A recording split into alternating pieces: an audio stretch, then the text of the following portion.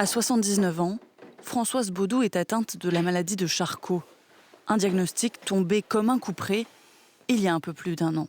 Je faisais beaucoup de randonnées, je partais 2 heures, 2 heures et demie. Et puis un beau jour, à 1 heure et demie de chez moi, je sentais plus mon pied droit. En quelques mois, son état se dégrade rapidement. En 2023, il y a 1 an, je boitillais, mais je marchais sans canne.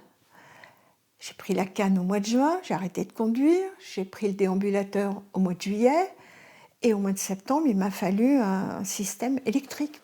Alors que la maladie la paralyse petit à petit, elle lit dans les médias une tribune de son sénateur des Deux-Sèvres, Philippe Mouiller, contre l'aide à mourir. En colère, elle lui écrit une lettre pour porter la voix des malades dans sa situation. Mon cœur est solide, je ne prends aucun traitement, ce qui veut dire que je peux rester des années totalement paralysée, sans pouvoir parler.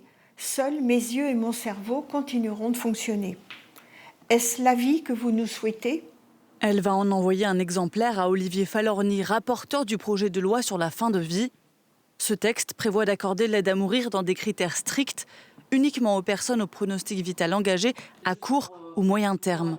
Selon elle, il oublie par là une grande partie des malades. Je ne veux pas me retrouver totalement paralysée. Je me débrouillerai. Est-ce qu'il faut que je commande des trucs sur Internet ? Est-ce que je ne vais pas me jeter du 2e étage, je me raterai, puis je ne peux pas enjamber la rambarde. Vous voyez où on en est ? Aujourd'hui, Françoise pense à son mari, sa famille. Elle sait que la loi arrivera trop tard pour elle, mais veut tout de même faire entendre la voix des malades volontaires à partir.